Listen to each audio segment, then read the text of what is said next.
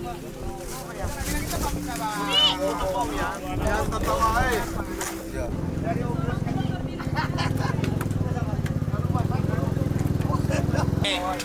keranjang berapa ini? Penjualan ikan yang anjlok mengenai masalah harga, memang kita menyadari bahwa untuk Kabupaten Minahasa Tenggara kita masih mengandalkan agar adanya pengusaha-pengusaha ikan yang sangat besar yang berada di luar Kabupaten Minahasa Tenggara. Karena perlu koordinasi dengan kabupaten kota sekitar ataupun dengan dinas provinsi. Kenapa? Karena kebanyakan pedagang besar itu berada di luar, tetapi untuk skala Kabupaten Minahasa Tenggara kami boleh mengontrol untuk harga ikan tersebut. Tetapi dalam skala banyak, karena ini produk perikanan ini bukan lagi produk yang bisa bertahan lama, tetapi itu produk yang mudah busuk ataupun cepat sekali untuk dapat langsung dari tangan nelayan ke tangan konsumen. Oleh karena itu kami mengupayakan kestabilan harga itu dengan pemberian bantuan. Untuk Kabupaten Minahasa Tenggara sendiri, untuk merangsang para pelaku perikanan, kami sudah mengupayakan bekerja sama dengan bank-bank BUMN untuk menyalurkan kredit usaha rakyat untuk pelaku-pelaku perikanan. Jadi bukan hanya untuk nelayan itu sendiri, tapi para petibo dan para pelaku-pelaku lainnya diberikan kesempatan lewat kredit usaha rakyat ini, dan itu difasilitasi oleh dinas. Ya, ini yang sedikit sulit juga kalau dengan hasil yang ada, Bu. Para nelayan kadang-kala membludak hasil dari tangkapan dari laut, begitu. Cuma masalahnya di sini pabrik begitu masih jauh dari jarak Bitung Manado, itu jarak kurang lebih 3 jam lebih. Kalau oto atau kendaraan yang mengantar ke Bitung, baru biaya operasionalnya juga masih tinggi, di atas 1 juta per kendaraan. Di situ sudah ada EIS, orang kerja, biaya kendaraan. Memang itu juga PR bagi kami, karena untuk mendapatkan investor, ya pemerintah kan untuk berpikir untuk kemajuan masyarakat itu bukan hanya berpikir secara pemerintah itu sendiri, tapi kita harus membuka wawasan dengan adanya kecanggihan dunia sekarang yang serba digital sekarang. Kenapa tidak kita menarik investor untuk berada di Kabupaten Minahasa Tenggara, dan kami bisa saja memberikan kemudahan-kemudahan. Sudah sementara dilakukan, karena dari beberapa event-event yang dilakukan, kami sementara melobi untuk pendirian untuk skala kecil saja dulu. Contoh pendirian pabrik es dulu, jangan dulu kita berpikir untuk pabrik pengolahan, karena pabrik pengolahan itu memerlukan dermaga yang memang memenuhi syarat untuk kapal-kapal mereka boleh melaut. Kita perlu mengadakan ujian.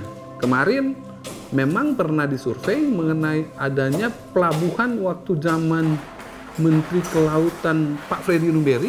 Mereka sudah pernah melakukan survei di Minahasa Tenggara, sudah ditemukan titik, tetapi ya seiring dengan berkembangnya kebijakan, berubahnya kebijakan, mungkin itu sedikit terlupakan. Tetapi kami dari Minahasa Tenggara, Kabupaten Minahasa Tenggara, mendukung visi dari Bupati Minahasa Tenggara. Kami mau mengembangkan investasi yang ada di sini, dan kami mau memberikan kemudahan semudah-mudahnya, apalagi dengan sistem online seperti sekarang. Jadi tinggal kami menyesuaikan dengan keinginan dari investor untuk masuk ke Kabupaten Minahasa Tenggara.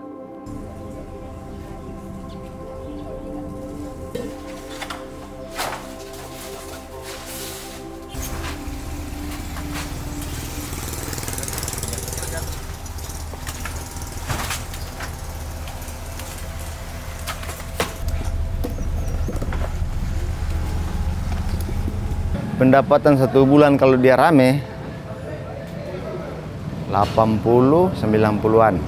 Biaya bayar PLN, bayar tagihan listrik. 60 lebih, 70 lebih enggak menetap dia. Berarti Pokoknya dalam sebulan itu rata-rata kalau orang bayar 60, 70, Ini baru-baru ini ada bayar bulan lalu 70-an. Berapa karyawan Pak? Hampa karyawan. Digaji per bulan sesuai UMR? 3 juta per orang, dikeluarkan. Nah, jadi keluar situ sekitaran 15 lah. Belum turun ongkos lagi kalau misalnya ada kejanggalan di mesin. Mesin itu dia kalau turun mau backing, makan biaya dia 10 juta. Iyo, dalam sebulan itu. Dekannya bagus. Kalau dia rame begini, bagus. Terus kalau 400 balok orang cabu nih hari, produksi itu cabu nih hari. Besok kosong. Besok kosong, nanti ulang lusa. Lusa ada. Ada dia mau tatahang, ada dia habis. Jadi nyedap menetap berjual. Ada kelanya 100 balok sehari. Ada kelanya 400 balok, 300 balok, ada kelanya memang kosong sehari. Gitu. Jadi es batu ini hanya untuk diproduksi untuk nelayan. Dan juga ada nelayan yang mengambil ikan, dong perlu ikan es untuk bawa ke pasar. Kalau kami kesejahteraan nelayan, kami banyak bekerja sama dengan dinas terkait mengenai pemberdayaan masyarakat desa. Ya, dinas PMD mengenai dinas yang berkolaborasi dengan kami mengenai bidang perikanan tersebut. Jadi untuk nelayan, bukan hanya kami cuma berpikir seperti ini, bahwa mereka itu untuk diberdayakan itu bukan menyediakan ikannya, tapi kan menyediakan kailnya. Kalau kail itu menyediakan makanan seumur hidup, tapi ikan hanya memberikan makan pada saat itu juga. Dan kami sudah berpikirkan itu. Konsep pemberdayaan yang kami lakukan saat ini, berbagai macam cara sudah dilakukan. Contoh, pemberikan kredit usaha rakyat. Kita tahu bunganya sangat kecil dan sangat membantu masyarakat.